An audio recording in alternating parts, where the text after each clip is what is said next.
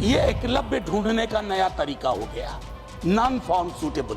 मैं नहीं कह रहा, कमिटी कह रही है, committee on welfare of schedule caste and schedule tribe, कि मैं ऐसी हिंदी कैसे बोलूं जिसमें उर्दू ना हो, और ऐसी उर्दू कहां से लाऊं जिसमें हिंदी ना हो। मकतबे इश्क का दस्तूर निराला देखा, उसको छुट्टी न मिली जिसने सबक याद किया। सर, इतिहास के बासी पन्नों में जा करके अगर हम आज की चुनौतियों में पर्दा डालने की कोशिश करेंगे, उन बासी पन्नों के नायक और खलनायक आपकी चुनौतियों में आपकी मदद नहीं करेंगे।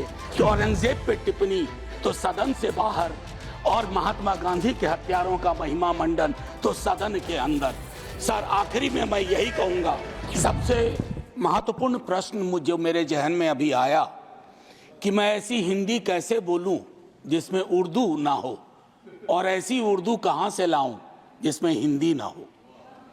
तो भाषाओं का जो मसला है, जो मानस में रचा बसा है, इन दिनों कई चीजें चल रही हैं। हम तो संगम लिटरेचर पढ़ के बड़े हुए, इतिहास में पढ़ा, तमिल रिचनेस, संगम लिटरेचर पढ़ा। सर, ओपनिंग रिमार्क दे रहा हूं, भाषा के विवाद में 60 में हमने बहुत कुछ गवा दिया। यह मुल्क साझा और बराबर की साइज की ईंटों से बना है। किसी ईंट की साइज को बड़ा दिखाने की कोशिश करेंगे, इमारत गिर जाएगी। इमारत बचाने का वक्त। मैं सिर्फ इतना कहना चाहता हूं, चाहे संस्कृत हो, तमिल हो, बांग्ला हो, मैथिली हो, भोजपुरी हो, हिंदी हो, भाषाएं सरकार के प्रोत्साहन से नहीं बढ़ती हैं, भाषाएं लोक माध्यम से बढ़ती हैं। और अगर हिंदी भाषा बढ़ी है तो लोक माध्यम से बढ़ी है, छोटे छोटे गानों से बढ़ी है।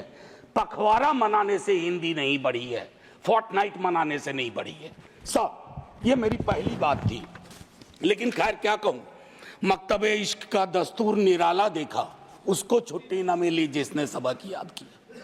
तो ये हालात इन दिनों है कई सारी चीजों में। एक मैं मानता हूं कि शायद हमारे दिग्विजय सिंह जी, हमारे सीनियर, वो एक लंबी लकीर खींच गए, तो मैं बहुत चीजें दोहराऊंगा नहीं।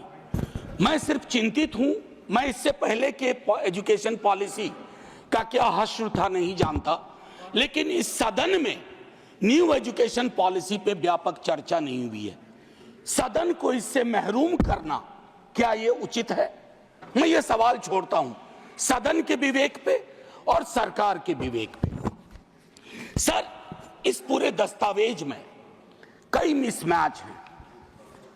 दस्तावेज की शक्ल और वैचारिक रुझान की, पेडागोजी और टेक्नोलॉजी के मिसमैच की, लैंग्वेज को लेकर के एक बात मैंने कह दी, उसी को थोड़ा खुलासा करता हूं। सर, मदर टंग वाली बात बहुत बेहतर है कि 5वीं क्लास तक मदर टंग में शिक्षा दी जाए, लेकिन हम बाबा साहब भीमराव अंबेडकर को याद करें।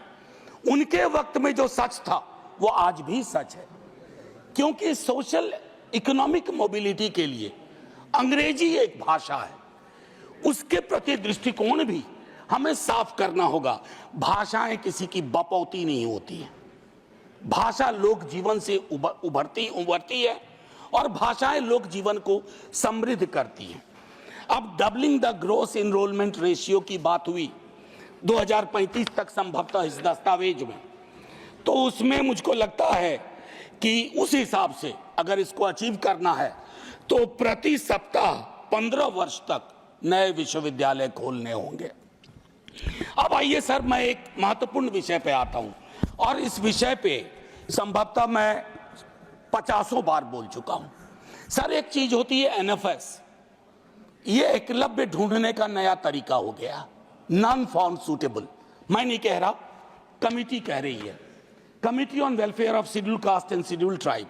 उन्होंने कहा जो ये स्टीरियोटिपिकल रिस्पॉन्स आता है कि सूटेबल कैंडिडेट नहीं मिले, ये बिल्कुल गलत है सर। कमिटी ने कहा ये एक्सेप्टेबल नहीं है। यही बात कमोबेश ओबीसी रिक्रूटमेंट पर लागू होती है। मैं माननीय शिक्षा मंत्री जी से, माननीय नेता सदन लगातार बैठे हुए हैं, सर आग्रह करूंगा, ये महामारी सब कुछ लील जाएगी। ये मध्ययुगीन व्यवस्थाओं की महामारी है जो आधुनिक चोला पहन चुकी है। इस चोले को उतरवा के फेंकवा दीजिए, अन्यथा बहुत मुश्किल होगी। महोदय, गुजरात बड़ा समृद्ध राज्य है, हमेशा नजरें इनायत रही हैं आज़ादी के बाद से ही। लेकिन आज बड़ी खुशी हुई कि हमारा बिहार जैसा पिछड़ा राज्य भी, बिहार गुजरात के साथ एक कैटेगरी में साथ साथ, और वो कैटेगरी है एनरोलमेंट इन हायर एजुकेशन, जहां हम बिहार, आसाम, गुजरात भाई भाई। बस ये एक चिंता का विषय था, मैंने कह दिया। और नीति आयोग की भी इसमें स्कूल एजुकेशन को लेकर के कुछ महत्वपूर्ण टिप्पणियां हैं। अब महोदय मैं एक आध मिनट ले लूं तो माफ कर दीजिएगा आज। Please spare me 1 minute extra if it is possible. Sir, priorities clear होनी चाहिए, कोई भी सरकार हो। आप एजुकेशन से क्या उम्मीद करते हैं? वो जो प्रीलिम सेट की बात की थी ना ऋतव्रता ने, वो हमारा एक नजीर होना चाहिए। और मुझको लगता है कि सार्वजनिक क्षेत्र के विद्यालयों, मैं एक सरकारी स्कूल का पढ़ा हुआ हूं, हिंदी मीडियम से पढ़ा 10वीं तक। 11वीं में अंग्रेजी से पहली बार राब्ता हुआ। सर मुश्किल आई, क्वींस लैंग्वेज की अपनी दिक्कतें हैं, लेकिन सर सरकारी स्कूलों के, मैं अपने ही स्कूल को आज जब वापस जाके देखता हूं, क्या बना के रख दिया हमने। मुझे निजी क्षेत्र को के खिलाफ मत समझा जाए, लेकिन एक संतुलन होना चाहिए। दुनिया के तमाम उन देशों ने एजुकेशन और हेल्थ में सबसे अच्छा किया है जिन्होंने सार्वजनिक क्षेत्र के को बढ़ोतरी दी है, उसको प्रोटेक्ट किया है। एनटीए के बारे में कई दफा बोल चुका हूं सर। ये कोचिंग इंस्टीट्यूट के, मैं संसदीय गैर दामाद, असंसदीय तो नहीं है ना, मैं पूछ लेता हूं पहले ही, नहीं तो दूसरा शब्द दूंगा। हाँ, रिश्तेदार की तरह व्यवहार कर रहा। कोचिंग इंस्टीट्यूट फ्लरिश कर रहे हैं, बार बार परीक्षा पैटर्न, पेडागोजी, सिलेबस में बदलाव, बच्चों को हमने गिनी पिग्स बना के रख दिया। मैं दिल्ली विश्वविद्यालय में हूं सर, नामांकन की पद्धति बदल गई है, लेकिन मैं देख रहा हूं अब 8वीं 9वीं क्लास से बच्चा स्कूल एजुकेशन को छोड़ करके एनटीए की कोचिंग ले रहा है कि सीयूईटी क्वालिफाई करना। ये स्ट्रक्चरल प्रॉब्लम है। बस सर 1 मिनट। शिक्षा के संस्थान वैचारिक युद्ध क्षेत्र हो गए हैं सर। मैं टिप्पणी नहीं करना चाहता, घनश्याम जी ने कही एक बात सर, कोई टिप्पणी इस तरह की नहीं कि वामपंथी रुझान, मुझको लगता है कि कांग्रेस के साथ दिक्कत पता नहीं क्या थी, उन्होंने वामपंथियों को तथाकथित, हालांकि उसमें मेरिट नहीं है, ढूंढा। लेकिन सर दक्षिण पंथी वैचारिकी का अड्डा बनते जा रहा है।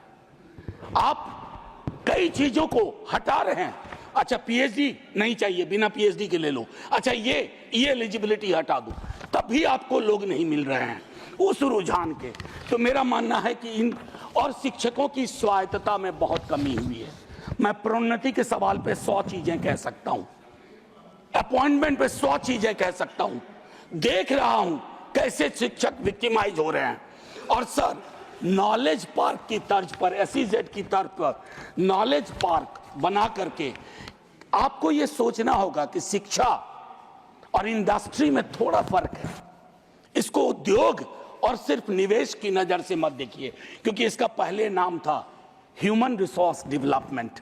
भले नाम बदल गया हो, लेकिन उस संकेत को याद रखा जाए। केंद्रीकरण आपकी स्वाभाविक प्रवृत्ति है। जब बड़ी सत्ता आती है तो हर किसी को लगता है कि इसको मुझको हथिया लेना चाहिए। नैक के बारे में विस्तार से हमारे दिग्विजय सिंह जी बोल चुके हैं। ऐसे लोग आप बिठाते हैं, ऐसी व्यवस्थाएं होती हैं। नैक में सर क्या होता है, मैंने भी अपने टाइम में एक नैक देखा है मेरे विश्वविद्यालय में, बता नहीं सकता हूं सर। एकदम जैसे शादी ब्याह में, रिश्तेदारी में जाने पर वो जो गिफ्ट का आदान प्रदान होता है, वो सारी चीजें होती हैं। और कई विसंगतियों के बावजूद उस संस्थान को A+ या A मिल जाता है। रिविजिट करिए। धर्मेंद्र, माननीय शिक्षा मंत्री जी से कहूंगा, शिक्षा मंत्री और रेल मंत्री सबसे डिफिकल्ट काम है इस देश में। आप एक महत्वपूर्ण पद पे हैं। मैं आपसे कहूंगा, आपकी सरकार नहीं होगी, लेकिन इस नीति का प्रभाव रहेगा। इसलिए कोशिश किया जाए हम सबको कि हम सब ऐसी व्यवस्था विकसित करें जहां खुले मन से बोलने के लिए कोई बंद ना कर दिया जाए। डेमोक्रेसी की एक परिभाषा है sir, true democracy is one where you are not closed for being open. आखिरी 30 सेकेंड मैं एक और चीज कहूंगा सर, संजय जी कह के गए, मैं विवाद में ही नहीं, मैं हिस्ट्री का स्टूडेंट हूं सर, कभी उस पर बहस होगी मुगल सल्तनत और अन्य रूलर्स पे तो विस्तार से बोलूंगा, लेकिन आज एक टिप्पणी करता हूं सर। इतिहास के बासी पन्नों में जा करके अगर हम आज की चुनौतियों में पर्दा डालने की कोशिश करेंगे, उन बासी पन्नों के नायक और खलनायक आपकी चुनौतियों में आपकी मदद नहीं करेंगे। अद्भुत विसंगति है, अद्भुत विसंगति है कि औरंगजेब पे टिप्पणी तो सदन से बाहर और महात्मा गांधी के हत्यारों का महिमा मंडन तो सदन के अंदर।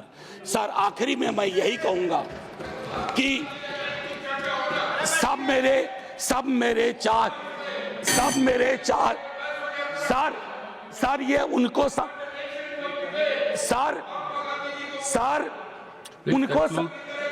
उनको समर्पित जिन्होंने वो उर्दू पे कुछ अल्फाज पेश किए थे। सब मेरे चाहने वाले हैं, मेरा कोई नहीं। सब मेरे चाहने वाले हैं, मेरा कोई नहीं। मैं भी इस मुल्क में उर्दू की तरह रहता हूं। जय हिंद सर। न्यूज नेशन अब व्हाट्सएप पर खबरों के ताजा अपडेट के लिए न्यूज नेशन के इस QR कोड को स्कैन करें।